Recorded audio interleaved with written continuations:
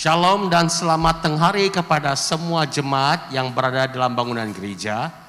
Juga tidak lupa kepada mereka yang tengah beribadah di rumah secara maya online. Selamat datang ke kebaktian Gereja Good Samaritan Penampang. Saya percaya Tuhan akan memberkati kita pada hari ini dengan berkat-berkat yang berkelimpahan. Dan kita akan pulang dengan balaba yang berman. Terus kita masuk ke ibadah. Mari kita semua jemaat minta berdiri.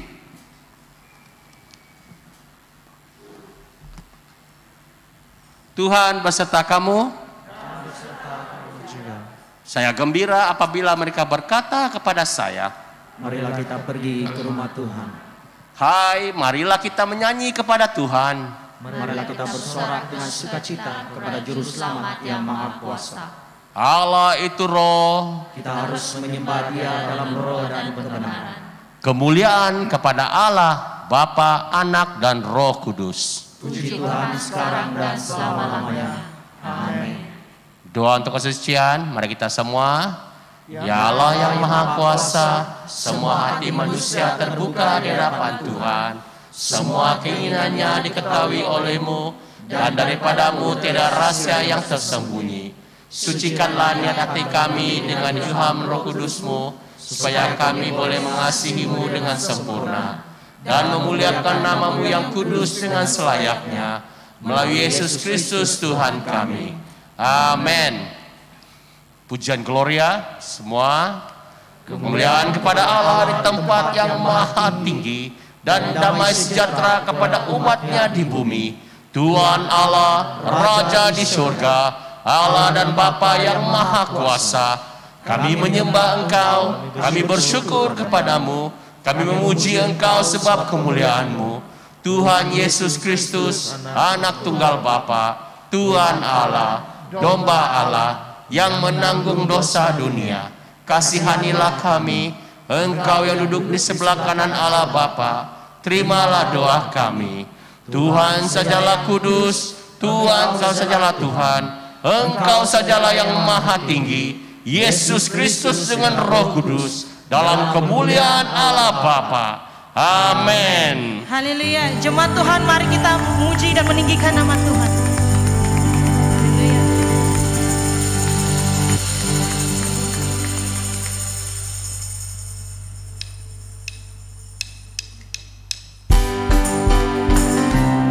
Haleluya. Kita telah diberi kuasa dari Raja Mulia.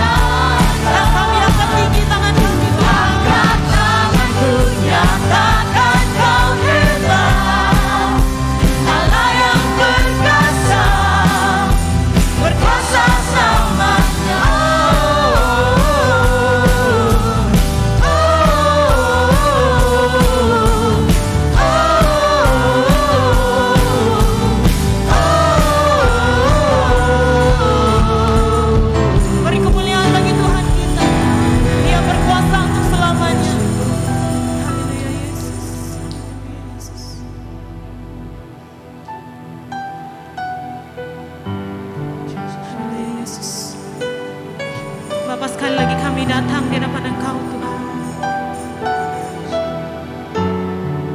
Kami mau terus percaya pada janji Engkau di dalam kehidupan setiap kami Tuhan.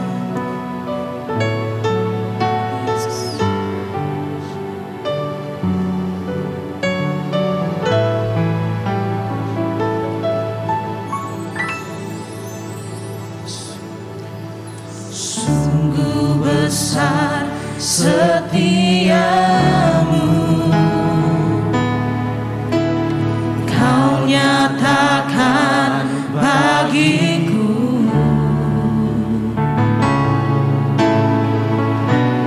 Kau Bapa yang selalu mengerti isi hatiku.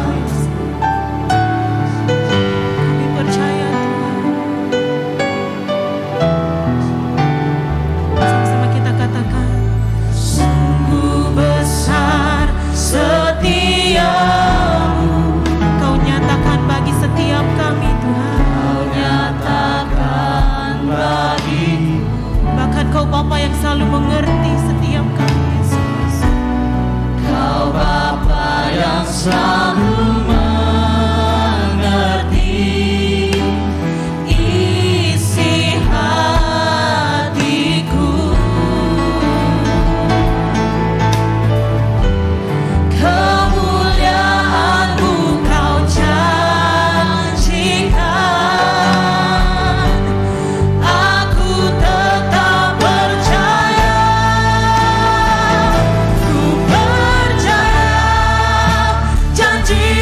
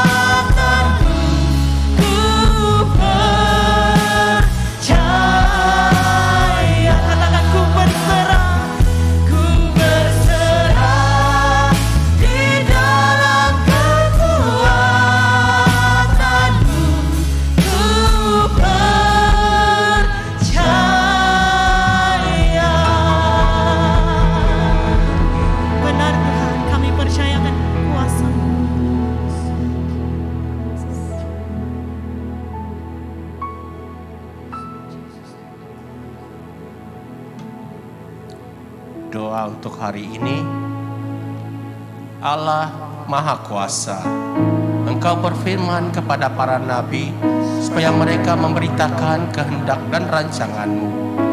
Ilhamilah para pengawal kebenaran-Mu, supaya melalui kesaksian benar daripada bilangan kecil, semua orang di bumi disatukan dan di orang-orang kudus di dalam kemuliaan. Oleh Dia saja menebus manusia dan memerintah dengan Engkau dan Roh Kudus, satu Allah, sekarang dan selama-lamanya. Amin. Jemaat, silakan duduk untuk membaca pembacaan Alkitab.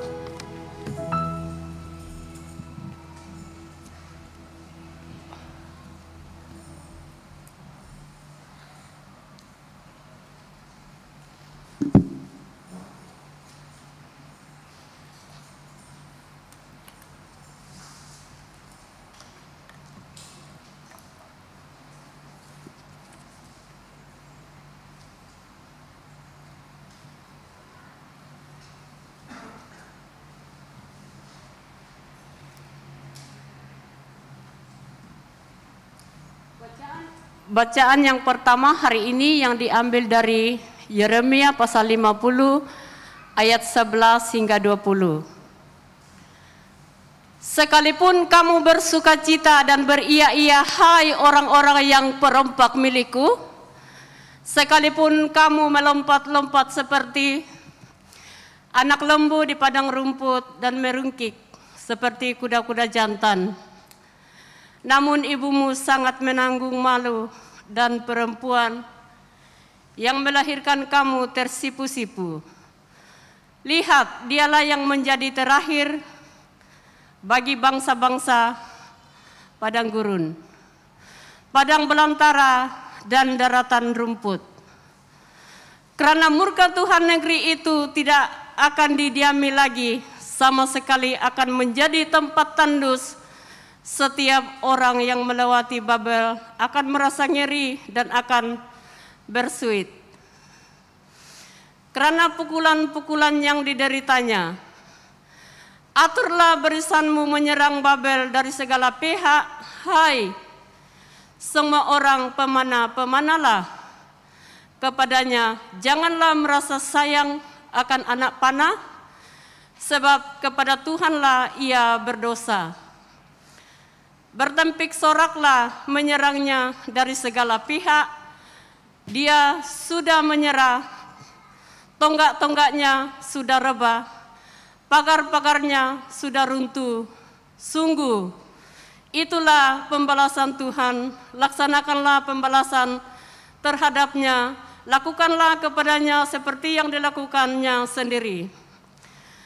Lenyapkanlah orang penabur dari Babel dan orang penyebit pada musim menuai untuk mengelakkan pedang yang dahsyat ini.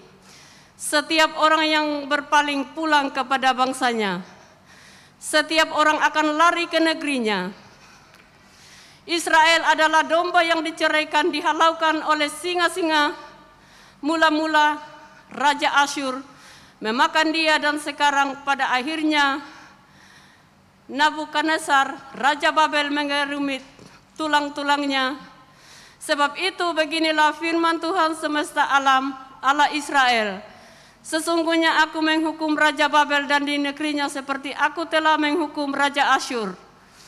Tetapi aku mengembalikan Israel ke padang rumputnya, supaya ia makan rumput di atas Karmel dan di Basen, dan menjadi kenyang di atas pergunungan Efraim dan di Gilead.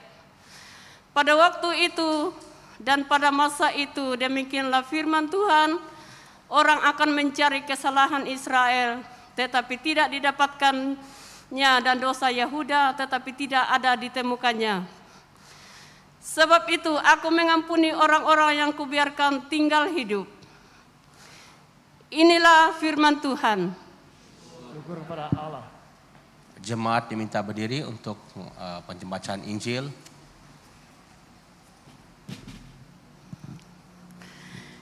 Injil kudus daripada Tuhan Yesus Injil kudus daripada Tuhan kita Yesus Kristus menurut Yohanes 4 ayat 19 hingga 26. Kemuliaan kepadamu Tuhan Yesus. Yohanes 4 ayat 19 hingga 26. Kata perempuan itu kepadanya, Tuhan, nyata sekarang padaku bahwa engkau seorang nabi. Nenek moyang kami menyembah di atas gunung ini, tetapi kamu katakan bahwa Yerusalem tempat orang menyembah. Kata Yesus kepadanya, percayalah kepadaku, hai perempuan, saatnya akan tiba bahwa kamu akan menyembah Bapa, bukan di gunung ini dan bukan juga di Yerusalem. Kamu menyembah apa yang tidak kamu kenal, kami menyembah apa yang kami kenal, sebab keselamatan datang dari bangsa Yahudi. Tetapi saatnya akan datang dan sudah tiba sekarang bahwa penyembah-penyembah benar akan menyembah Bapa dalam roh dan kebenaran. Sebab Bapa menghendaki penyembah-penyembah demikian. Allah itu roh, dan barang siapa menyembah Dia harus menyembahnya dalam roh dan kebenaran. Jawab perempuan itu kepadanya, aku tahu bahwa Mesias akan datang dan disebut juga Kristus. Apabila Ia datang, Ia akan memberitakan segala sesuatu kepada kami. Kata Yesus kepadanya, akulah Dia yang sedang berkata-kata dengan engkau. Inilah Injil Kristus. Terpujilah Tuhan Yesus. Mari kita berdoa. Bapa di surga, terima kasih karena Engkau sangat baik. Sekali lagi membawa kami ke tempat ini untuk bertemu. Bukan hanya saudara dan saudari kami yang kami kasih, tetapi lebih lagi bertemu dengan Engkau secara pribadi. Sampai Tuhan, ketika firman-Mu diberitakan, berbicaralah di tengah-tengah kami. Dan biarlah Roh Kudus Tuhan menolong kami mengerti kebenaran-Mu, sehingga hati kami bagai tanah yang siap menerima benih firman Tuhan ditaburkan. Dan kehidupan rohani kami akan bertumbuh 30 kali lipat, 60 kali lipat, bahkan 100 kali lipat. Terima kasih Bapa, dalam nama Tuhan Yesus kami berdoa. Amin. Semua dipersilakan duduk. Nah, minggu ini kita akan bercakap tentang percaya pada janji pemulihan. Percaya pada janji pemulihan. Saya mau kongsikan pengalaman saya mendaki Gunung Kidamaru 2005. Pada waktu itu saya secara fisikal, secara mental memang tidak siap untuk mendaki, tetapi saya mengambil keputusan besar untuk mengikuti rombongan dari Sekolah Alkitab STS untuk mendaki gunung. Dan saya percaya berbakalkan semangat, saya pasti boleh mendaki Gunung Kidamaru. Itu dalam pikiran saya. Dan apabila kami mulai mendaki, di awal-awal pendakian itu memang rasa semangat, tidak sabar mau sampai ke puncak. Kemudian sampai kepada pondok yang ketiga, waktu itu saya terlalu penat, lalu saya duduk mencangkung. Ketika saya duduk mencangkung gitu, saya rasa peredaran darah di bagian kepala saya ini seolah-olah berhenti begitu, terkejut. Dan saya mulai rasa perasaan saya tidak enak dan seperti saya mau pingsan. Dan selepas itu mendaki gunung itu membuatkan saya rasa tidak menyeronokkan lagi. Ya, tidak menyeronokkan, bahkan saya rasa terseksa. Jadi saya berjalan mendaki, kemudian sampai kepada satu tahap kalau saya berjalan 10 langkah, tidak sampai 10 langkah saya harus berhenti lagi, berehat. Kemudian meneruskan lagi. Tetapi saya bersyukur karena ada seorang sahabat yang selalu mengatakan kepada saya, sudah dekat, di depan lagi. Jadi sudah sampai di depan, sudah dekat, di depan lagi. Nah begitulah, sepanjang perjalanan itu dia menemani saya dan mengatakan hal yang sama. Sudah dekat, di depan saja lagi. Jadi itu memberikan saya semangat, saya berjalan, sudah sampai jauh, masih belum lagi. Tetapi teman saya ini selalu mengatakan kata-kata yang memberi semangat, sehingga pada akhirnya saya sampai ke atas penginapan di Laban Rata. Kemudian awal pagi, keesokannya mendaki gunung yang di puncak. Sebenarnya kalau saya lihat itu sudah dekat, karena kawasan berbatu-batu sudah dekat puncaknya. Tetapi untuk sampai ke sana saya terlalu letih. Tapi kawan-kawan saya dari atas mengatakan sudah dekat. Mari ayo jangan putus asa. Jadi dalam pikiran saya kalau sampai di situ tidak sampai di puncak pun sekurang-kurangnya sudah sampai di Gunung Kinabalu. Tetapi rekan-rekan saya mendorong saya sudah dekat. Jadi saya merangkak perlahan-lahan sehingga sampai ke puncak. Jadi setelah pada hari yang sama rombongan kami akan turun kembali ke kota Kinabalu. Semasa turun itu saya rasa sangat selesa untuk saya. Kalau naik saya rasa susah betul, tapi turun sangat selesa. Saya berlari-lari, boleh turun ya, berlari. Kemudian apabila sampai di bawah, sementara menunggu kami punya kendaraan sampai, saya duduk berehat. Beberapa menit kemudian apabila saya coba untuk berdiri, saya rasa seluruh kaki saya ini terasa sangat sakit. Kemudian apabila sampai di kota Kinabalu, sampai di asrama kami ini masalahnya lift itu rusak. Sudah beberapa tahun waktu itu. Jadi kami tinggal di tingkat 4. Jadi dari bawah jalan kaki, naik tangga, naik ke tingkat 4. Dan begitulah, naik turun. Dan pada hari yang ketiga setelah sampai ke asrama, satu pagi itu saya mau bangun sangat sakit badan saya, seluruh badan saya. Saya punya otot kaki ini sudah keras. Kalau saya tekan tidak boleh masuk lagi, sudah keras. Jadi kalau saya mau jalan pun itu bekangkang sudah. Jadi kawan-kawan saya nampak mereka mengijek mengolo. Jadi perlu beberapa masa kemudian barulah saya sembuh. Jadi saudara-saudara yang kasih dalam Tuhan Yesus, pada waktu itu saya perlu pemulihan. Dan pemulihan itu terjadi beberapa waktu. Perlukan masa. Sehingga saya betul-betul sembuh. Dan otot saya tidak sakit lagi. Otot saya sudah mulai lembut. Karena otot-otot saya sudah cedera ketika mendaki gunung, ditambah lagi naik tingkat 4. Jadi saudara-saudara yang dikasih dalam Tuhan Yesus, setelah saya mengalami pemulihan, saya bergerak mudah, tidak rasa sakit, dan saya boleh bergerak lebih laju. Jadi saudara-saudara yang dikasih dalam Tuhan Yesus, kalau kita melihat dalam pembacaan kita di sini, kita melihat bahwa Tuhan itu setia kepada anak-anaknya. Walaupun kerajaan Yehuda dan kerajaan Israel di sebelah utara, kerajaan Yahudi itu di sebelah selatan.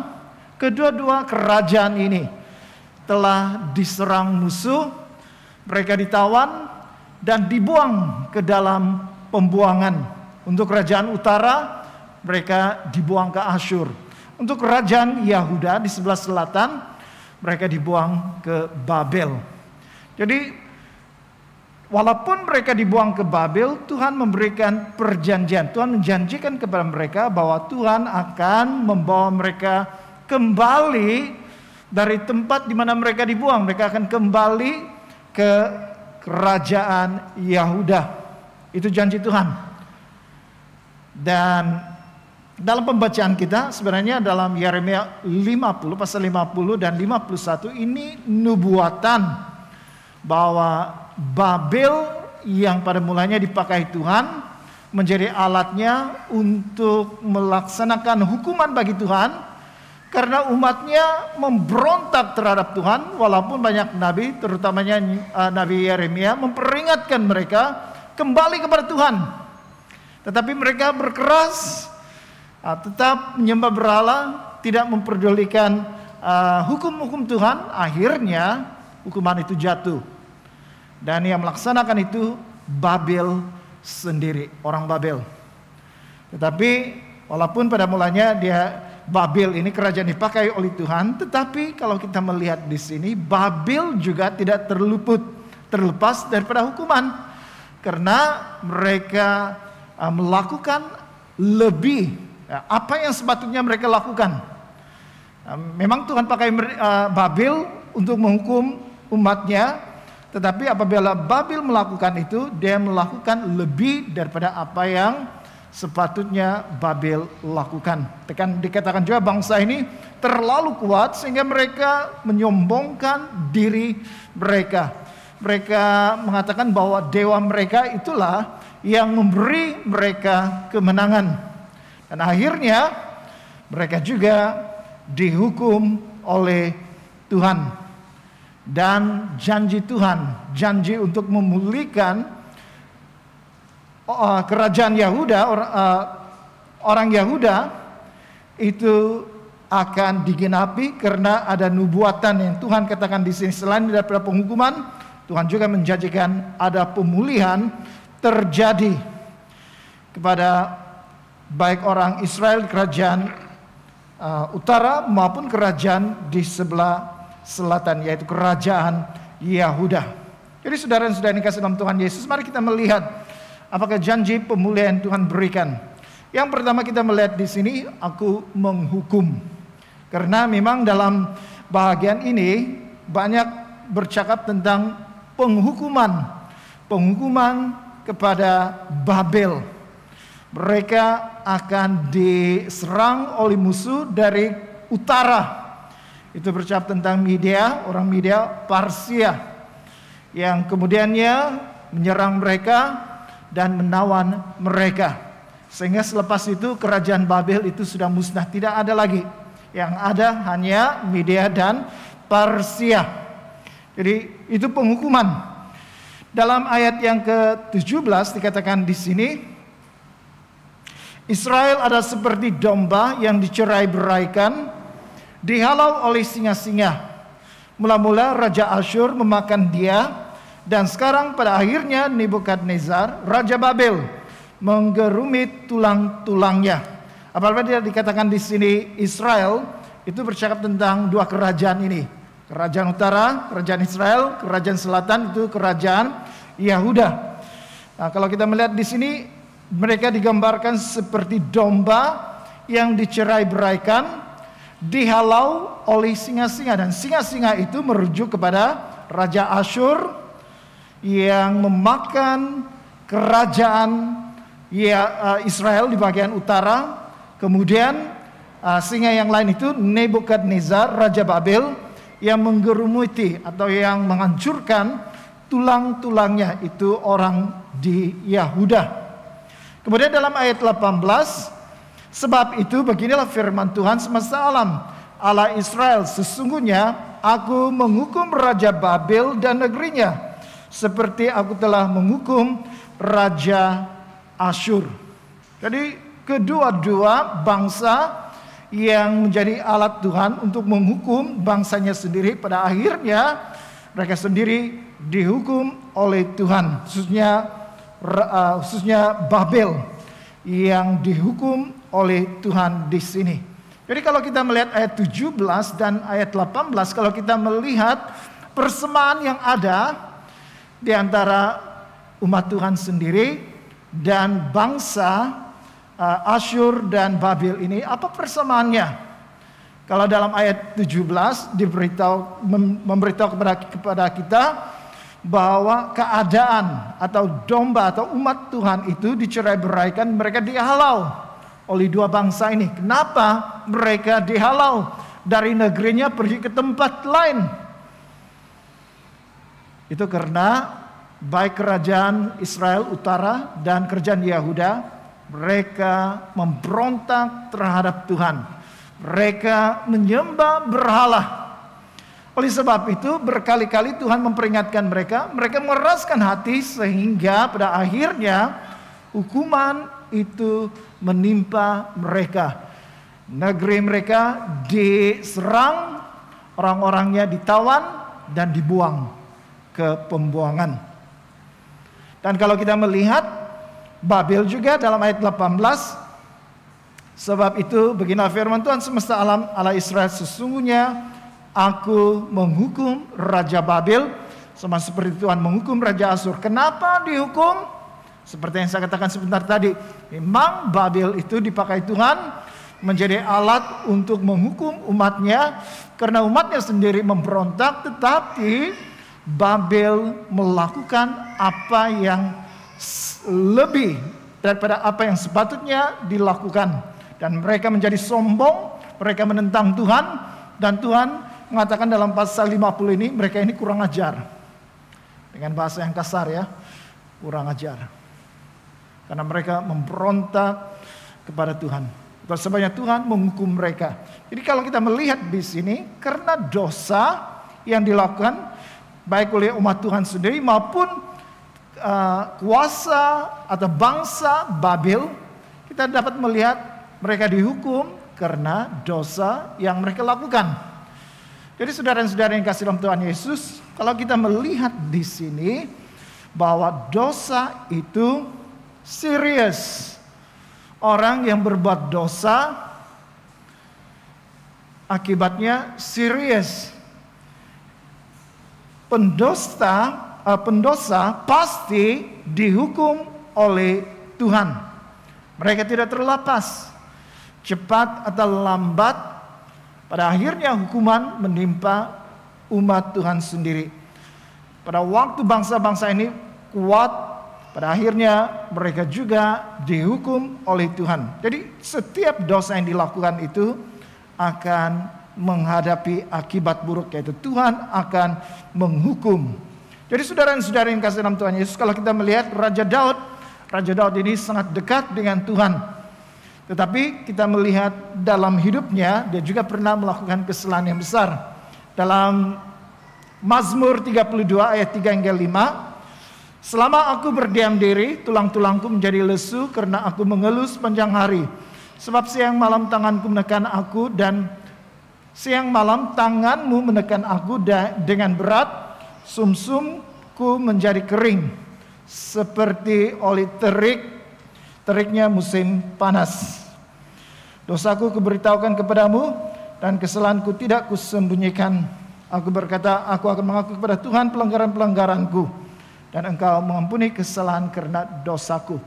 Jadi Raja Daud, kalau kita membaca kisah Raja Daud, dia seorang raja yang dikagumi, seorang raja yang berani, seorang raja yang selalu menang dalam peperangan. Tapi ada suatu ketika dia jatuh dalam dosa. Apabila dia melihat seorang wanita, memanggil wanita itu dan tidur bersama dengan wanita itu. Dan setelah itu wanita itu mengandung, lalu untuk menutupi kesalahannya dipanggil suaminya yang pada waktu itu salah seorang dari perwiranya kembali untuk tidur bersama dengan istrinya. Kalau istrinya mengandung, orang akan pikir itu biasa karena itu hubungan antara suami dan istri. Tetapi suaminya datang tidak tidur. Dan akhirnya Daud menulis sepucuk surat. Surat itu menyatakan apabila pasukan Yoab maju berperang, di tengah peperangan yang sengit itu mereka mengundurkan diri, biarkan suami perempuan itu di depan sehingga mati. Dan arti kata yang lain, dia berzina, dia juga membunuh orang yang tidak bersalah. Dan kalau kita melihat di sini, dia mendiamkan itu. Dia tidak memberitahu kepada orang lain, dia coba sembunyikan itu. Tetapi apa yang berlaku? Dia merasa bahwa tulang-tulangnya menjadi lesu dan dia mengeluh sepanjang hari. Siang malam tangan Tuhan itu menekan dia dengan berat sehingga dia merasakan sumsumnya menjadi kering seperti oleh teriknya musim panas. Dan akhirnya kalau kita melihat dalam Mazmur 51 dikatakan di situ Nathan menegur Daud sehingga Daud mengakui dosanya. Tetapi karena dosa yang dilakukan oleh Raja Daud, anak luar nikah itu walaupun dia berdoa berpuasa supaya anak itu tidak dihukum oleh Tuhan, supaya anak itu tetap hidup, tetapi pada akhirnya anak itu mati. Dan oleh karena dia melakukan pembunuhan, Tuhan mengatakan bahwa dalam keluarganya sendiri akan terjadi pembunuhan. Itu anak-anak dia mau merebut takhta Daud, anak-anak dia saling membunuh antara satu sama yang lain. Ini akibat karena dosa yang dilakukan oleh Daud. Jadi saudara-saudara yang kasih dalam Tuhan Yesus, bagaimana dengan kita? Apakah dosa yang kita lakukan sehingga kita merasa kesan daripada dosa itu? Dari segi emosi kita merasa malu. Walaupun sudah bertahun-tahun peristiwa itu terjadi, peristiwa hitam terjadi dalam hidup kita, tapi kita masih teringat-ingat dan itu membuatkan kita rasa malu. Itu membuatkan kita rasa bersalah walaupun sudah lama, cukup lama, bertahun-tahun. Tapi sering kali kita ingat itu dan itu membuatkan kita bersalah, khususnya terhadap orang yang pernah kita lakukan sesuatu yang tidak baik terhadapnya. Kita mungkin rasa tertekan, rasa gelisah, kita berduka cita, tidak ada sukacita, tidak ada damai dalam hidup kita. Itu akibat dosa secara emosi. Dan akibat emosi kita yang terganggu, itu boleh menyebabkan penyakit. Secara fisikal kita menghadapi penyakit. Saya pernah membaca kesaksian Bill Subriski ketika dia dijemput oleh seorang keluarga bangsawan. Mereka duduk makan. Penginjil Bill Subriski ini dia mendapat satu penglihatan. Tuhan memberikan dia visi dan dia berkata kepada keluarga bangsawan itu, di bawah rumah ini ada satu ruang dan di dalam ruang itu ada seorang perempuan yang terikat dengan rantai. Dan keluarga bangsawan itu mereka terkejut karena mereka tidak pernah membocorkan rahasia atau menceritakan rahasia mereka. Memang ada ahli keluarga mereka yang dirantai karena gila. Dan kalau itu diketahui ramai, mungkin mereka berasa malu karena mereka bangsawan. Lalu setelah Penginjil Subriski bertemu dengan orang ini dan melayani dia, rupa-rupanya perempuan ini dahulunya pikirannya bagus, normal. Tetapi dia mendapati suaminya berselingkuh sehingga dia tidak mau mengampuni suaminya. Bertahun-tahun lamanya sehingga suaminya meninggal pun dia masih lagi tidak mengampuni suaminya. Itu seperti kepahitan dalam hidupnya dan akhirnya pikirannya terganggu dan menjadi orang gila. Dan Penginjil Subriski berdoa melayani orang ini untuk pertobatan, pembebasan dan akhirnya perempuan ini sembuh. Jadi saudara-saudara yang kasih dalam Tuhan Yesus, akibat dosa itu dalam hidup kita bukan hanya emosi kita terganggu, tetapi juga boleh mendatangkan penyakit. Kalau kita marah-marah, kuat marah, tinggi darah, naik itu kita punya tekanan darah. Ya, tidak tahu lah ya kalau begitu. Jadi saudara-saudara yang kasih dalam Tuhan Yesus, kalau secara rohani, kesan dosa itu dalam hidup kita yaitu kematian, ada hukuman, ada hukuman atau kematian itu menanti kita, kematian kekal. Jadi saudara-saudara yang kasih dalam Tuhan Yesus, jangan bermain-main dengan dosa. Karena kita melihat baik umat Tuhan maupun bangsa yang menghukum, karena dosa mereka masing-masing, mereka dihukum oleh Tuhan. Artinya, kalau kita yang berdosa ini, kita juga dibawa hukuman Tuhan. Cepat atau lambat, mungkin itu soalan yang lain. Ya, kadang-kadang orang berbuat dosa dengan segera penghukuman Tuhan itu berjalan. Tetapi puji Tuhan kalau kita masih lagi tidak sampai pada waktu berbuat dosa dan hukuman itu menimpa kita, ya, tetapi kesabaran Tuhan itu ada batasnya. Jadi jangan kita bermain-main dengan dosa dan menganggap tidak ada apa-apa yang terjadi. Tetapi kita melihat di sini pendosa itu akan dihukum oleh Tuhan. Jadi kalau kita mau mau pemulihan terjadi dalam hidup kita, yang pertama kita harus bertobat. Seperti Mazmur 51, Raja Daud apabila ditegur, dia mengakui dosanya. Dalam pasal yang dalam Mazmur 31 ini juga ada menyebut bahwa dia mengaku dosanya di hadapan Tuhan, sehingga kesalahannya itu diampuni. Daud dipulihkan, tetapi kesan dosa itu masih ada. Terjadi pembunuhan dalam keluarganya, itu kesan daripada dosa. Seperti orang yang bertobat, bencana yang bertobat, dia masih masuk dalam penjara. Tetapi dia sudah bertobat, sudah percaya Tuhan Yesus, ada kehidupan kekal, tapi masih masuk dalam penjara. Kenapa? Menjalani hukumanlah di dunia ini, karena itu kesan atau akibat daripada jenayah yang dilakukannya. Jadi saudara-saudara yang dikasihi dalam Tuhan Yesus, tidak ada cara lain jalan yang kita perlu lakukan dalam hidup kita selain kita bertaubat. Bertaubat maksudnya kita berpaling daripada dosa kita, kemudian berpaling kepada Tuhan, tinggalkan dosa kita dan hidup menurut apa yang Tuhan inginkan. Jadi bertobat ya. Apabila bertobat maka ada pemulihan Tuhan terjadi. Bagian yang kedua, aku akan mengembalikan, kata Tuhan. Pada waktu nubuatan ini diberikan kepada bangsa Babel, bahwa Tuhan akan menghukum mereka dalam masa yang sama. Dalam ayat ke-19 Tuhan memberikan janji di sini, janji untuk memulihkan umatnya. Dalam ayat ke-19 dikatakan, tetapi aku akan mengembalikan Israel ke padang rumputnya, supaya ia makan rumput di atas Karmel dan di Basan, dan menjadi kenyang di atas pergunungan Efraim dan di Gilead. Jadi pemulihan ini terjadi baik di kerajaan utara maupun di selatan, khususnya Yahuda sendiri. Dan Tuhan mengatakan mereka akan kembali ke padang rumput. Maksudnya ke tempat mereka sendiri. Karena yang dikatakan di sini, tempat-tempat yang disebutkan di sini itu negeri mereka. Di Karmel, Basan, Efraim, Gilead. Karena waktu ini mereka berada di pembuangan. Tuhan mengatakan, aku akan mengembalikan mereka ke padang rumput, kembali ke tempat asal di mana mereka dibuang. Dan di situ mereka akan makan rumput. Tuhan sediakan berkat sehingga mereka makan rumput dan dikatakan menjadi kenyang, dipuaskan. Jadi saudara-saudara yang kasih dalam Tuhan Yesus, Tuhan menjanjikan pemulihan itu.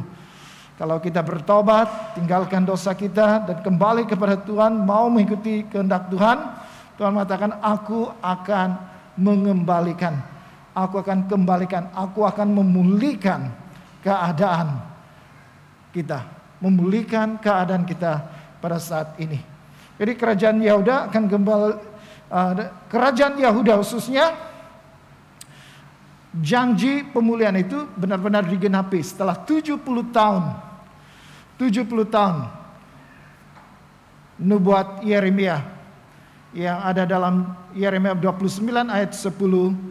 Setelah genap 70 tahun, Tuhan membawa mereka kembali ke negeri mereka. Jadi sangat luar biasa. Tadinya mereka pelarian, tadinya mereka merampat di negara orang lain, tetapi kita melihat di sini Tuhan menjanjikan pemulihan keadaan mereka. Tuhan akan kembalikan mereka ke padang rumput mereka. Mereka akan makan rumput lagi dan mereka akan berasa kenyang, dipuaskan oleh Tuhan karena berkat-berkatnya yang luar biasa. Dan kita melihat contoh lain di sini. Ini pengalaman Ayub. Ayub tidak berbuat dosa, tapi Tuhan izinkan kesalahan itu terjadi. Izinkan pencobaan itu, penderitaan itu menimpa Ayub. Tetapi kita melihat dari satu segi bagaimana kehidupan Ayub, mulai dari kesehatannya yang memburuk, kemudian keluarganya, ternakannya semua musnah. Keadaan yang sangat menyakitkan, keadaan yang sangat menderita, yang sangat berat yang ditanggung oleh Ayub. Tetapi kita melihat bagaimana Tuhan memulihkannya. Ayub pasal 42 ayat 10 hingga 17. Lalu Tuhan memulihkan keadaan Ayub. Nah, perkataan Tuhan memulihkan keadaan Ayub setelah ia meminta doa untuk sahabat-sahabatnya, dan Tuhan memberikan kepada Ayub 2 kali lipat dari segala kepunyaannya dahulu. Kemudian datanglah kepadanya semua saudaranya laki-laki dan perempuan dan semua kenalannya yang lama, dan makan bersama-sama dengan dia di rumahnya. Mereka menyatakan turut berduka cita dan menghibur dia oleh karena segala malapetaka yang telah ditimpakan Tuhan kepadanya. Dan mereka masing-masing memberi dia uang 1 kesita dan sebuah cincin emas. Tuhan memberkati Ayub dalam hidupnya yang selanjutnya, lebih daripada dalam hidupnya yang dahulu. Ia mendapat 14.000 ekor kambing domba dan 6.000 unta, 1.000 pasang lembu, dan 1.000 ekor keledai betina. Dia juga mendapat 7 orang anak laki-laki dan 3 orang anak perempuan. Dan anak perempuan yang pertama diberinya nama Yemima, yang kedua Kezia, dan yang ketiga Keren Hapuk. Di seluruh negeri tidak terdapat perempuan yang secantik anak-anak Ayub. Dan mereka diberi ayahnya milik pusakanya di tengah-tengah saudara-saudaranya laki-laki. Sesudah itu Ayub masih hidup 140 tahun lamanya. Ia melihat anak-anaknya dan cucu-cucunya sampai keturunan yang keempat. Maka matilah Ayub tua dan lanjut umur. Kalau kita melihat Ayub, membaca kisah tentang Ayub, luar biasa. Ayub punya iman, kepercayaan kepada Tuhan itu luar biasa. Tetapi Tuhan izinkan karena ada si pencoba atau si iblis mau menguji Ayub. Karena Tuhan memagari dia, menjaga dia, memelihara dia. Mungkin dia dalam keadaan itu dia ingat Tuhannya.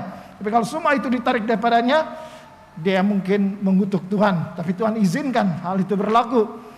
Kemudian dari atas kepala sampai ujung kaki dipenuhi dengan kudis.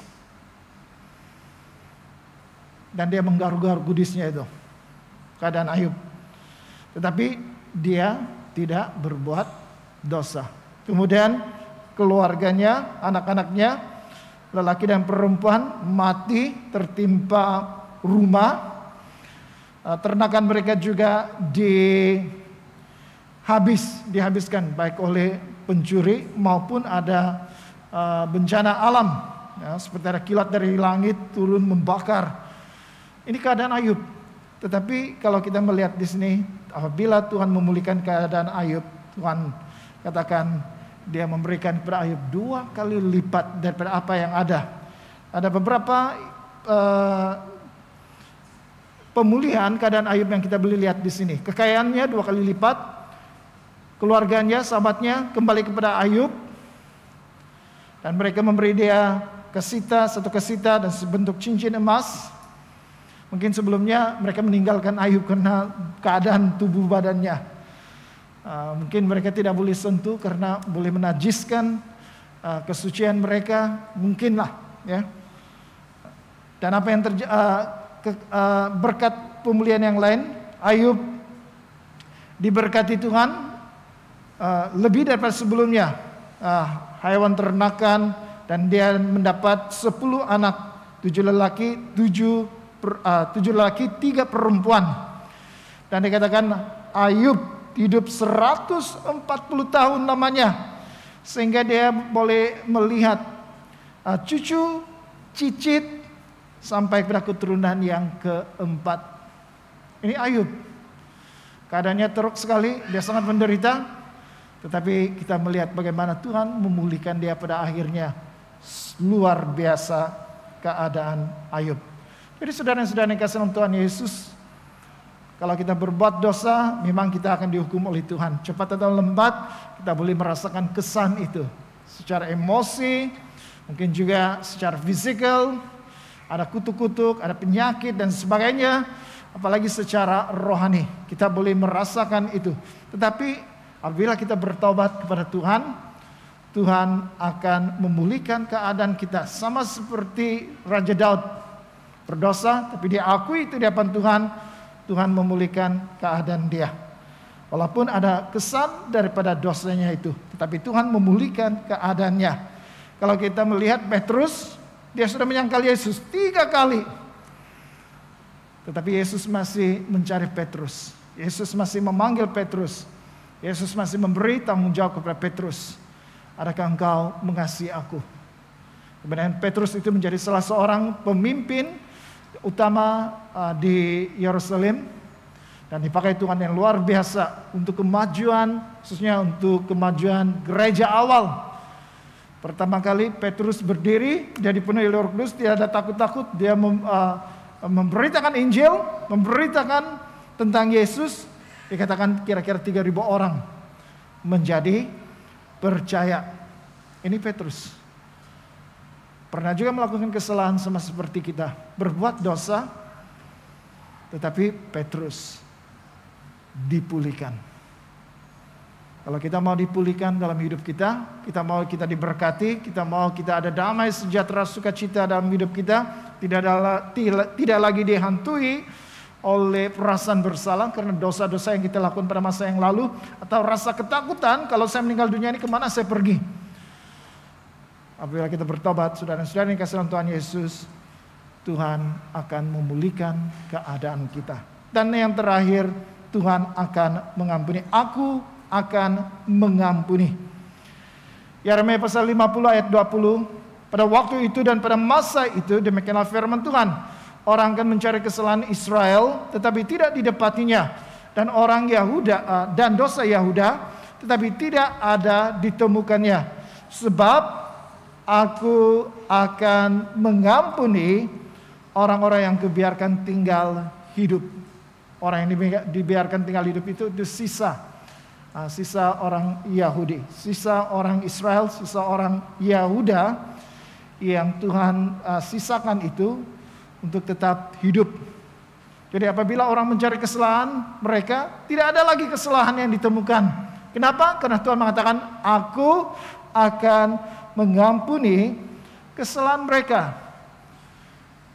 Karena kesalahan atau karena dosa mereka lah, maka mereka terhalau dari negeri mereka. Tetapi Tuhan akan mengampuni mereka sehingga orang tidak akan melihat lagi kesalahan-kesalahan mereka. Saudara-saudara yang kasih dalam Tuhan Yesus, Mazmur 32 ayat 1 hingga 2, ini perasaan orang yang diampuni dosanya. Ini Mazmur Daud, ini pengalaman Daud ketika dia berdosa. Dari Daud nyanyian pengajaran. Berbahagialah orang yang diampuni pelanggarannya, yang dosanya ditutupi. Berbahagialah manusia yang kesalahannya tidak diperhitungkan Tuhan, dan yang tidak berjiwa penipu. Orang yang dikatakan berbahagia ini adalah orang yang diampuni pelanggarannya, yang dosanya ditutupi. Orang yang dikatakan berbahagia di sini adalah orang yang kesalahannya tidak diperhitungkan oleh Tuhan.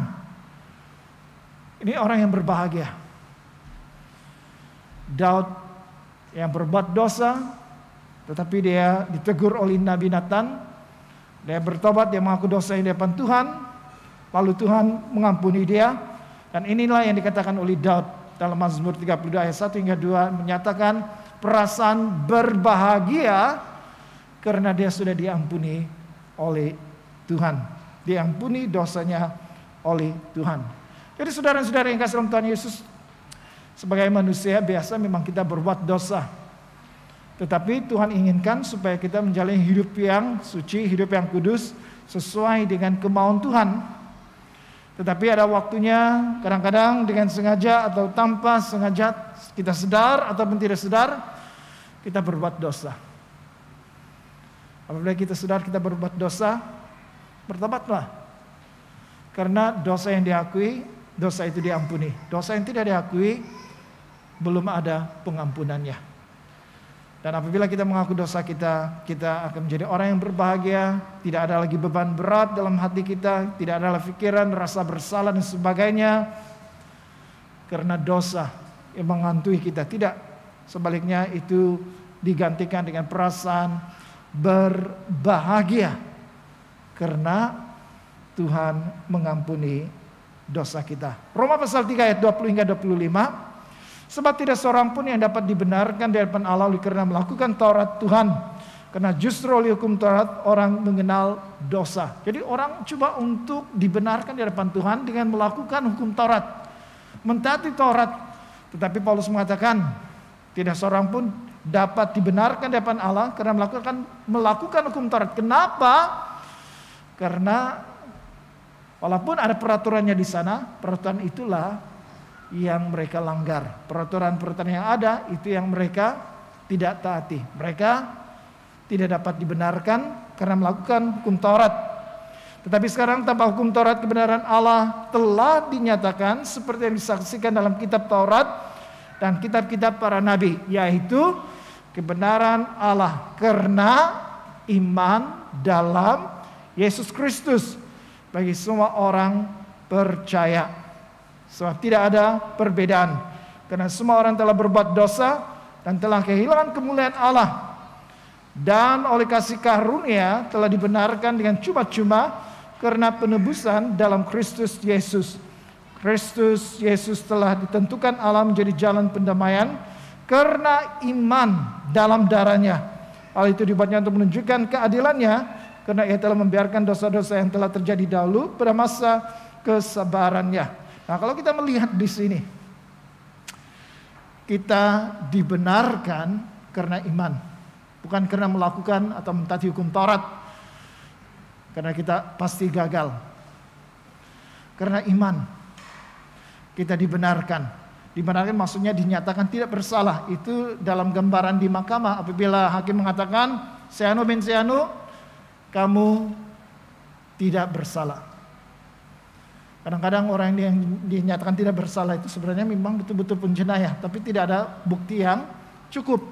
Tetapi kalau hakim itu mengatakan tidak bersalah, artinya orang itu dianggap tidak bersalah. Seperti itu gambarannya, apabila Tuhan memukul palunya, menyatakan orang itu tidak bersalah, walaupun orang itu ada dosanya, penyataan Tuhan itu, dia dibenarkan. Tetapi harus dengan iman kepada Yesus Kristus. Karena melalui Yesus Kristus itu adalah jalan pendamaian. Melalui darahnya kita didamaikan dengan Allah, masalah dosa kita diselesaikan. Dan itu adalah kasih karunia. Kita dibenarkan karena iman, kasih karunia Tuhan. Kita dibenarkan karena iman dan kasih karunia Tuhan yang diberikan secara cuma-cuma itu. Mulai penebusan yang ada dalam Yesus Kristus. Di antara kata yang lain, kita dibenarkan apabila kita percaya kepada Yesus Kristus. Kita dinyatakan benar dalam pandangan mata Tuhan kalau iman kita itu tertuju kepada Yesus Kristus. Karena penebusan dosa itu sudah Yesus lakukan di atas kayu salib melalui darahnya sendiri.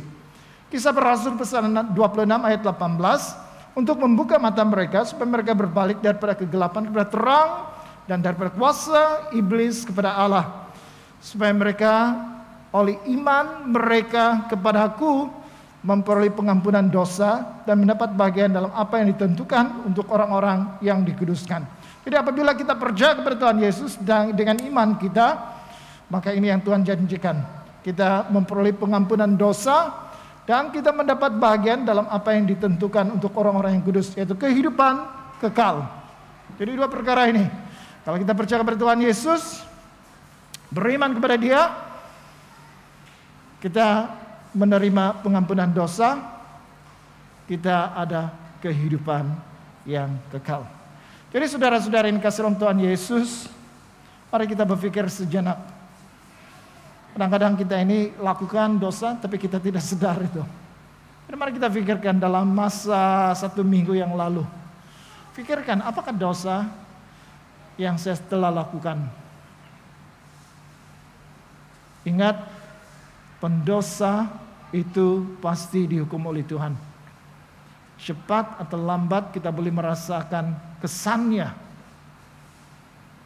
Tetapi kita melihat di sini bahwa Tuhan menjanjikan pemulihan terjadi kalau kita bertindak pada hari ini. Kalau betul kita mengakui yang kita ini bersalah dan tidak coba menyembunyikan kesalahan kita itu, dosa kita di hadapan Tuhan, tetapi mengakuinya seperti Daud, saudara-saudara yang kasih dalam Tuhan, Tuhan akan memulihkan keadaan kita.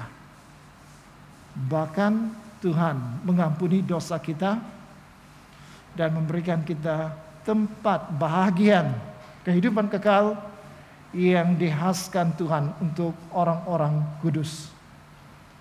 Jadi saudara-saudara yang kasih dalam Tuhan Yesus, mari kita bersyukur untuk kasih Tuhan di dalam hidup kita. Tuhan melihat memang kita jatuh dalam dosa, kita berbuat dosa, iya. Tetapi dengan tidak serta-merta Tuhan membenci kita, bahkan menghukum kita. Tuhan memberi kita peluang. Kesabaran yang Tuhan berikan kepada kita itu adalah peluang untuk kita kembali kepada Tuhan. Kembali dalam pertobatan, mengaku dosa kita. Supaya apabila kita mengaku dosa kita di hadapan Tuhan, Tuhan mengampuni dosa kita. Bahkan Tuhan memulihkan keadaan kita. Rasa bersalah, rasa takut dan sebagainya itu akan dipulihkan Tuhan. Dan diberikan jaminan yang baru, kepastian hidup kekal. Karena kita percaya kepada Tuhan Yesus. Jadi marilah kita mengaku dosa kita di hadapan Tuhan. Tidak putus-putus mengaku dosa kita di hadapan Tuhan. Kalau kita memang berdosa. Dan minta Tuhan memulihkan keadaan kita. Mari kita berdoa. Bapa di surga, terima kasih karena hari ini Tuhan mengajar kami. Apabila kami melihat pelajaran daripada orang umat Tuhan sendiri. Karena dosa mereka, Tuhan menghukum mereka. Dibuang ke pembuangan. Bahkan bangsa yang menghukum umat Tuhan juga dihukum. Karena mereka bertindak melawan Tuhan. Apalagi kami yang hari ini yang berbuat dosa, kami juga tidak luput daripada hukuman Tuhan. Oleh sebab itu Tuhan, kami mohon kepadamu pada hari ini. Sama seperti Daud yang merendahkan hatinya di depan Tuhan, mengaku dosanya. Dan Tuhan memulihkan keadaannya. Kami berdoa supaya Tuhan pulihkan kami. Biarlah kami sekali lagi mengalami sukacita dan pengharapan yang ada dalam Tuhan. Tuhan pulihkan emosi kami, Tuhan pulihkan keadaan fisikal kami, Tuhan pulihkan rohani kami. Tuhan ampuni kami. Dan biarlah pengampunan itu yang ada yang disediakan oleh Yesus Kristus kami terima pada saat kami percaya kepada Yesus. Pada saat kami beriman kepada Yesus bahwa Dia adalah Tuhan dan penyelamat dalam hidup kami, maka kami akan diampuni dan Tuhan berikan kami kehidupan kekal. Sebab Tuhan, biarlah pelajaran pada hari ini memperingatkan diri kami sendiri supaya selalu ingat Tuhan siap mengampuni kami, Tuhan siap memulihkan keadaan kami kalau kami mau bertobat dan kembali kepadamu. Terima kasih Bapa, dalam nama Tuhan Yesus kami berdoa. Amin. Mari kita sambut firman Tuhan dengan pengakuan iman naisin. Jemaat diminta berdiri. Sama-sama. Saya percaya kepada Allah yang Esa, Bapa yang Maha Kuasa, Pencipta langit dan bumi, yang dapat dilihat dan tidak dapat dilihat. Saya percaya kepada Tuhan Yesus Kristus, Anak Tunggal Allah, yang kekal diperanakan oleh Bapa. Allah daripada Allah, terang daripada terang, Allah benar daripada Allah benar. Dia diperanakan bukan dijadikan, sebab Dia satu dengan Bapa. Maka segala sesuatu dijadikan olehnya untuk kita manusia dan untuk keselamatan kita. Dia turun dari surga dan oleh kuasa Roh Kudus Dia dilahirkan oleh anak darah Maria dan menjadi manusia. Karena kita Dia diseluruhkan semasa pemerintahan Pontius Pilatus. Dia menderita, disiksa sampai mati, lalu dikuburkan. Pada hari yang ketiga Dia bangkit pula menurut yang dinubuatkan dalam Alkitab. Lalu Dia naik ke surga. Dia duduk di sebelah kanan Bapa. Dia akan datang kembali dalam kemuliaan untuk menghakimi baik orang yang masih hidup maupun orang yang sudah mati, dan kerajaannya tidak akan berkesudahan. Saya percaya kepada Roh Kudus, yaitu Tuhan dan pemberi hidup, yang datang daripada Bapa dan Anak, serta dengan Bapa dan Anak Dia disembah dan dipermuliakan. Dia telah berfirman melalui nabi-nabi. Saya percaya pada gereja sedunia yang kudus, dan daripada rasul-rasul itu saya mengaku satu baptisan akan mendatangkan pengampunan dosa. Saya menantikan kebangkitan orang mati dan kehidupan dalam dunia yang akan datang. Amin. Jemaat persilakan duduk. Pertama sekali kita ingin mengucapkan selamat datang kepada saudara dan saudari, khususnya mereka yang kali pertama datang ke gereja. Sebentar tadi saya ada bertemu juga ya, kali pertama datang ke gereja. Dimanapun Anda duduk, di depan, di tengah atau di belakang, silakan angkat tangan supaya kami boleh mengenal Anda dan memberikan sambutan untuk Anda. Boleh angkat tangan, tidak susah kan? Ada satu di depan, ada di tengah-tengah, ada lagi, ada lagi di sana ya, di belakang, di sebelah sana pun ada ya. Wah. Jadi gereja kita Good Samaritan ini sangat diberkati dengan kehadiran orang-orang baru. Jadi mari kita tepuk tangan untuk menyambut kedatangan mereka. Selamat datang, dan kalau Anda memang datang ke sini untuk bekerja dalam jangka masa lama tinggal di kawasan Kota Kinabalu ini, kalau tidak ada tempat untuk beribadah, Gereja Good Samaritan ini terbuka untuk Anda, jadi silakan datang ya pada minggu-minggu berikutnya. Ada beberapa perkara yang kita mau perhatikan bersama dalam buletin, pengumuman dalam buletin. Pertama tentang pendaftaran Christmas. Ada satu pendaftaran khususnya untuk kebaktian menjelang Christmas 24 dan juga hari Christmas pada 25. Jadi Anda tidak datang ke gereja untuk menghadiri perayaan Christmas tanpa mendaftar. Jadi Anda harus mendaftar terlebih dahulu. Jadi dalam buletin Anda ada link yang diberikan di pautan. Anda boleh tekan itu dan itu membawa Anda masuk ke dalam borang pendaftaran.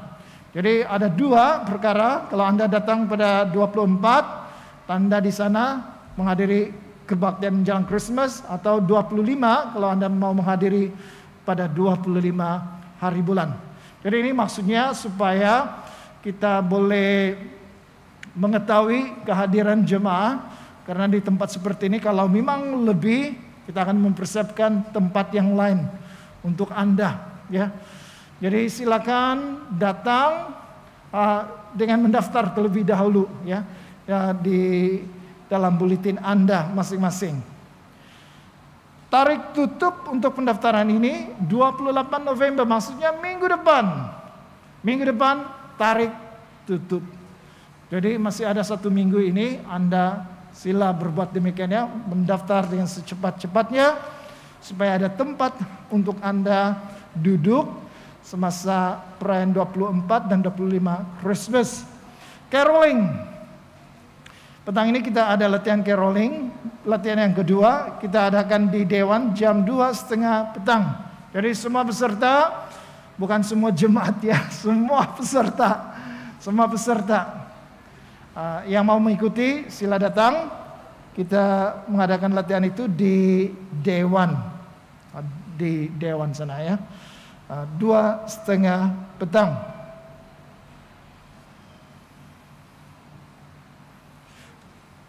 Juga untuk keluarga yang ingin dilawati, sila maklumkan kepada pihak gereja di grup WhatsApp pendaftaran kebaktian. Kita ada begitu itu ya. Mereka yang mau mendaftar perlu bagi nama, tempat, alamat, dan nomor telepon.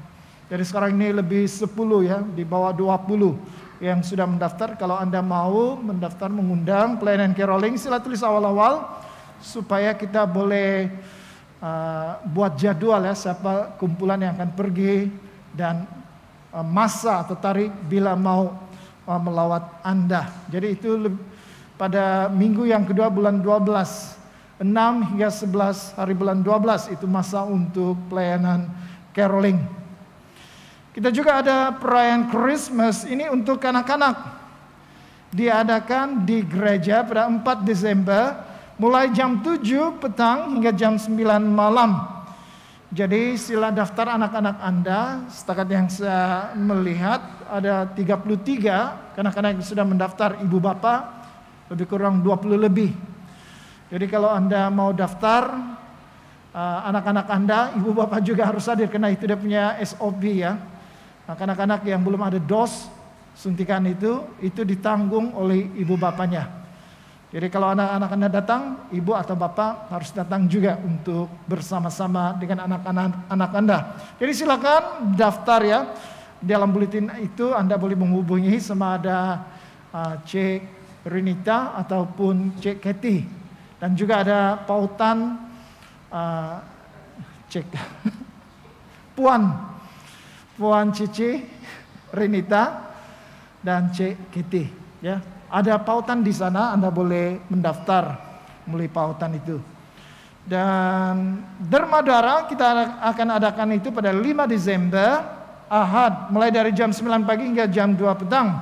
Jadi untuk saudara dan saudari, ada perhatikan dalam buletin Anda, ada kelayakan untuk mendaftar di sana. Kalau Anda memenuhi syarat, kami mendorong Anda untuk menderma darah Anda, karena darah Anda itu boleh membantu atau menyelamatkan orang lain.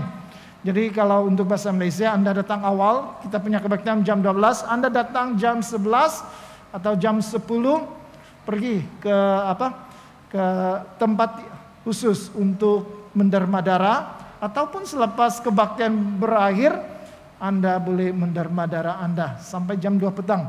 Masih sempat sebenarnya. Jadi untuk pengumuman yang lain, sila perhatikan sendiri dalam buletin Anda supaya Anda tidak terlepas perkara-perkara penting untuk menjadi perhatian Anda. Jadi masa ini kita mau bertenang, kita mau berdoa syafaat. Mari jemaat kita bersatu dalam doa syafaat. Saya akan pimpin dalam doa syafaat. Bapa dalam syurga, Tuhan, terima kasih karena Engkau Allah yang sangat baik. Tuhan, terima kasih karena Engkau sentiasa mengingatkan kami, Tuhan, betapa indahnya kasih pertama kami kepada Engkau, Tuhan. Tuhan, kami mau berdoa, Tuhan, untuk gereja kami, berdoa untuk jemaat bahasa Cina, bahasa Malaysia, dan juga Inggris. Tuhan, kami mau berdoa agar kami terus dapat taat dan setia.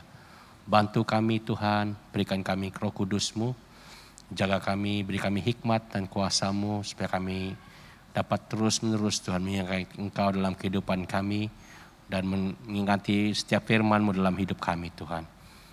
Kami juga, Tuhan, memohon pertobatan, karena kalau sekiranya, Tuhan, kami gagal dalam mengingati kasih setia-Mu dalam kehidupan kami, dan tidak menjalankan perintah Tuhan dalam hidup kami. Tuhan, kami berdoa mengingati untuk mesyuarat PCC pada 23 hari bulan ini. Kami berdoa untuk Canon Reverend Chen Pitbun, Tuhan, yang selaku pengurusi PCC, Tuhan, agar diberikan hikmat dan bijaksana. Engkau rapi dah, Tuhan, dengan Roh Kudus-Mu. Engkau berikan, curahkan dia hikmat-Mu, Tuhan, supaya dapat melihat akan keperluan gereja kami, Tuhan, khususnya di musim-musim Christmas ini, Tuhan. Kami berdoa, Tuhan, untuk setiap jemaat, ahli-ahli yang hadir sebagai ahli PCC, Tuhan, juga diberikan karunia, maupun juga, Tuhan, diberikan, Tuhan, beban untuk melayani, Tuhan, gereja ini, Tuhan, untuk melihat gereja ini, Tuhan, terus dibangunkan, terus menjangkau lebih ramai jiwa, menyelamatkan lebih ramai jiwa, Tuhan, di kala musim Advent ini, Tuhan. Berkati mesyuarat ini, Tuhan, berkati setiap perkara yang dibincangkan, biarlah Tuhan yang menguasainya, dan bukannya, Tuhan, daripada hati manusia, Tuhan. Kami juga berdoa, Tuhan, untuk diocese kami mau mengingati setiap diocese kami di seluruh Sabah ini, khususnya, Tuhan, daripada Archbishop kami, Bishop Melter, dan terusnya, Tuhan, sampai kepada padri-padri maupun pastor-pastor dan setiap pekerja gereja, Tuhan. Kami juga mau mengingati, Tuhan, berdoa untuk pimpin gereja, Tuhan, yang telah dilantik sebagai dalam gereja masing-masing, supaya mereka, Tuhan, diberikan keberatan, berikan beban, Tuhan, untuk mereka untuk menanam gereja-gereja baru di sekitar majelis gereja mereka, Tuhan. Kami mau, Tuhan, Engkau membuka mata hati mereka supaya dapat melihat keperluan jemaat mereka, keperluan orang-orang sekitar mereka, Tuhan. Untuk melihat jiwa-jiwa yang siap dituai, supaya ada gereja-gereja baru akan dibangunkan di dalam pendalaman maupun juga, Tuhan, di bandar-bandar sendiri, Tuhan. Tolong kami, Tuhan, tolong gereja kami, tolong diocese kami, Tuhan, untuk melihat daripada segi rohani maupun keuangan, Tuhan, Engkau cukupkan, Tuhan, kami bersandarkan kepada Engkau. Tuhan, kami juga mengingati pimpin kami Malaysia, Tuhan, daripada Perdana Menteri dan Barisan Jemaah Menteri, maupun pada ketika ini, Tuhan, sedang berbincang akan budget 2020, Tuhan, 2022, Tuhan, kami berdoa biar Tuhan sendiri memberikan mereka hikmat dan bijaksana untuk melihat, Tuhan, keperluan-keperluan rakyat negara kami, Tuhan. Kami tahu, Tuhan, kami dalam proses pemulihan COVID, kami perlukan pemulihan ekonomi, kami perlukan, Tuhan, pemulihan pekerjaan, maupun, Tuhan, pemulihan daripada segala sesuatu, Tuhan, daripada masa-masa yang telah kami hilang, masa-masa COVID, Tuhan. Biarlah, Tuhan, melalui budget ini, Tuhan, akan terus dapat disampaikan kepada target, sampaikan kepada kumpulan sasar, Tuhan, supaya mereka merasai akan dan meningkatkan taraf hidup mereka, Tuhan. Tuhan, kami juga mau berdoa untuk mengingati orang asli yang berada di Semenanjung, Tuhan. Kami berdoa, Tuhan, agar ada pemimpin-pemimpin yang dapat melihat mereka, pemimpin-pemimpin yang membawa hak mereka, Tuhan, di peringkat kerajaan, supaya hak mereka, Tuhan, dikembalikan kepada orang asal, Tuhan. Kami berdoa, Tuhan, biarlah semua ini, Tuhan, Engkau pimpin kami, Engkau antar, Tuhan, bantuan-bantuan, karena kami tahu Engkau Allah yang berkuasa, Engkau Allah yang tidak pernah meninggalkan kami. Selalu bersama kami, Engkaulah sumber segala sesuatu, yang kami perlukan dalam kehidupan kami. Karena kami tahu hanya berharap kepada Engkau, kehidupan kami Tuhan akan mendatang hari-hari yang cerah dan penuh harapan.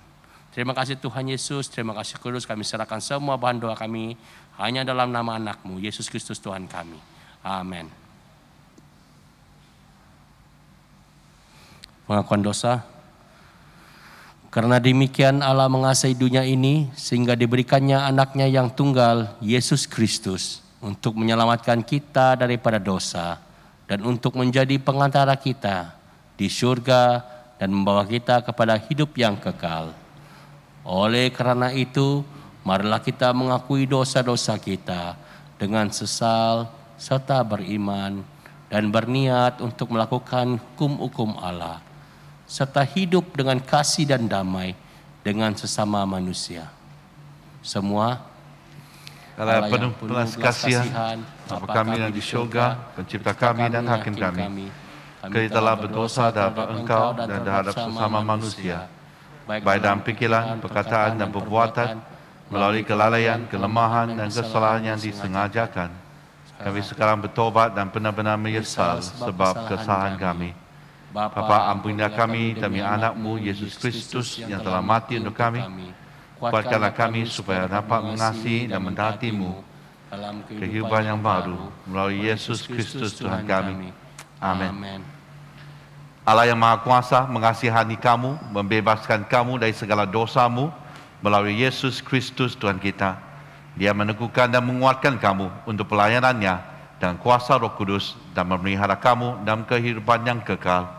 Amin. Saya menjemput Anda berdiri bersama-sama. Sekarang kerana kita telah diberdamaikan dengan Allah sebab iman, kita mengalami kesejahteraan dengan Allah dengan perantaraan Yesus Kristus Tuhan kita. Oleh yang demikian, kita mesti berdamai di antara satu sama lain di dalam tubuh Kristus. Biarlah damai sejahtera Tuhan selalu beserta dengan kamu. Mari kita bersalaman di antara satu sama lain dengan damai sejahtera. Damai.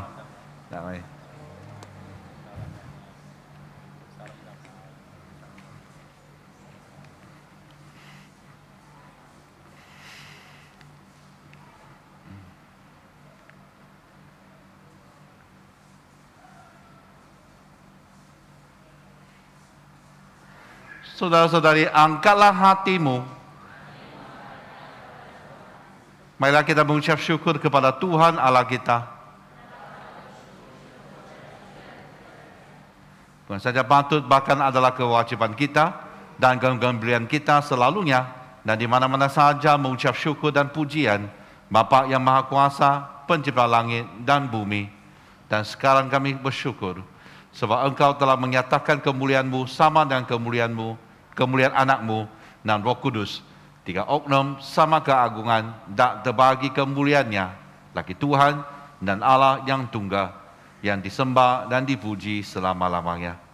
Sebab itu kami turut memuji Engkau bersama dengan suara malaikat-malaikat dan penghulu-penghulu malaikat dan semua kaum surga yang selalu memuji dan membesarkan nama-Mu yang mulia itu.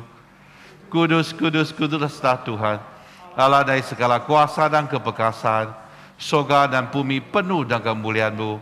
Hosana pagi yang maha tinggi.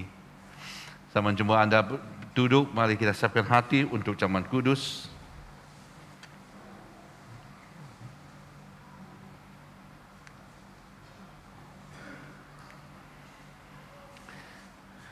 Semua kemuliaan kepadamu, Bapa kami yang di surga, sebab di dalam kemurahan-Mu, Engkau menyerahkan anak-Mu yang tunggal, Yesus Kristus, untuk disiksa dan mati di atas kayu salib untuk penebusan kami.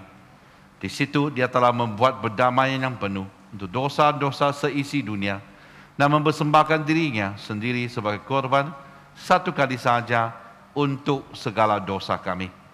Dia telah menentukan dan di dalam Injilnya memerintahkan kami untuk melanjutkan perjamuan ini sebagai peringatan abadi akan kematiannya yang sangat tinggi nilainya sampai dia datang kembali. Dengarlah kami yang meminta dengan rendah hati, ya Bapa yang berkasihan, dan kurniakanlah supaya melalui kuasa Roh Kudus kami yang menerima kurnia-kurnia ini, roti dan air anggur, menurut peraturan anak-Mu Yesus Kristus penyelamat kami, sebagai peringatan akan sengsara dan kematiannya, akan mendapat kebahagiaan dalam tubuh dan darahnya yang sangat berharga itu. Pada malam Yesus dikhianati, dia mengambil roti, mengucap syukur, lalu memecah-mecahkan roti itu dan membagikannya kepada murid-muridnya sambil berkata, "Ambil dan makan, inilah tubuh aku yang diberikan untuk kamu. Buatlah demikian sebagai peringatan akan aku." Begitu juga setelah habis makan, dia mengambil cawan serta mengucap syukur, lalu memberikannya kepada murid-muridnya serta berkata, "Minumlah ini kamu semua. Ini adalah darah aku, darah perjanjian baru yang dicurahkan bagi kamu dan bagi semua orang untuk pengampunan dosa. Buatlah demikian setiap kali kamu melakukannya sebagai peringatan akan aku." Sama-sama kita mengisytiharkan, Kristus telah mati, Kristus telah bangkit, Kristus akan datang lagi. Kita memecahkan roti ini untuk mendapat bahagian dalam tubuh Kristus.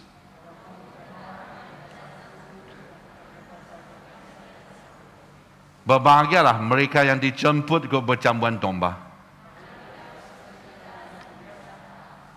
Kurnia Allah adalah untuk jemaat Allah. Dekatilah dengan iman dan dengan rendah hati, terimalah roti dan air anggur ini sebagai peringatan bahwa Kristus mati untuk kamu, serta menerima dia dalam hatimu dengan iman dan syukur. Amin.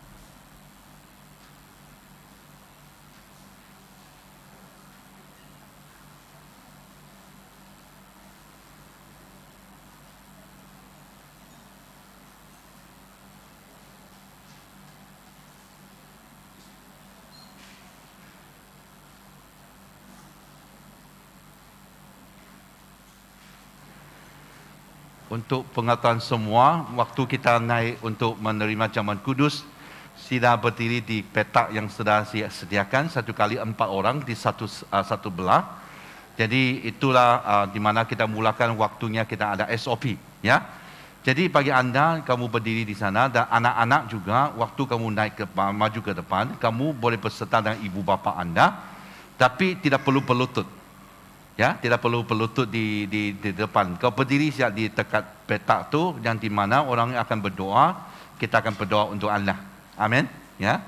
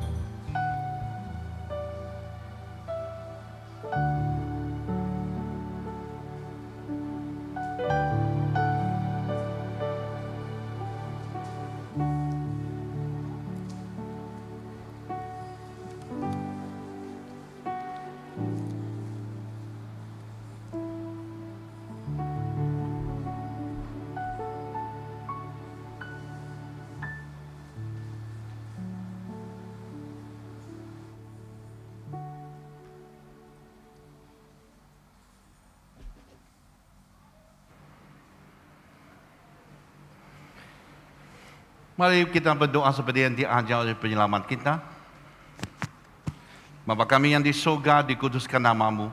Datanglah kerajaan-Mu, jadilah kehendak-Mu di bumi seperti di surga. Berikanlah kami pada hari ini makanan kami sehari-hari.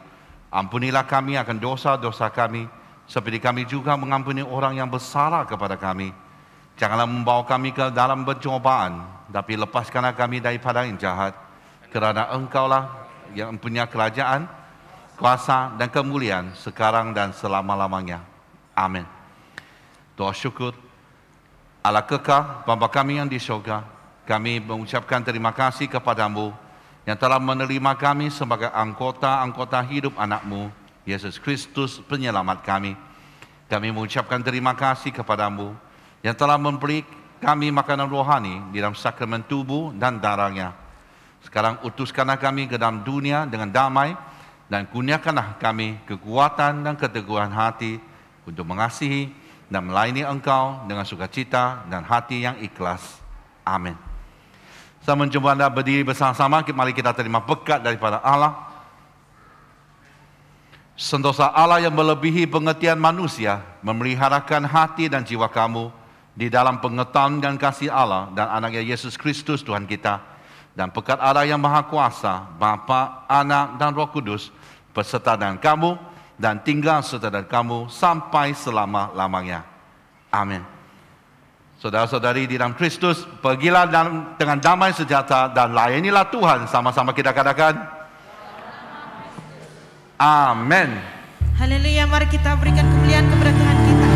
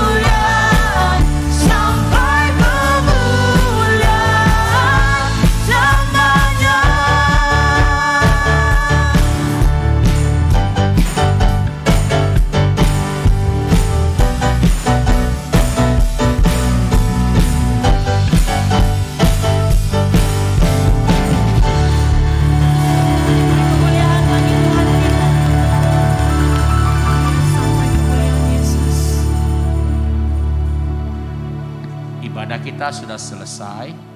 Sesuai dengan peraturan keselamatan, ada 2 pintu di kiri dan kanan. Anda boleh keluar mengikut barisan Anda masing-masing. Terima kasih dan jumpa lagi pada minggu hadapan.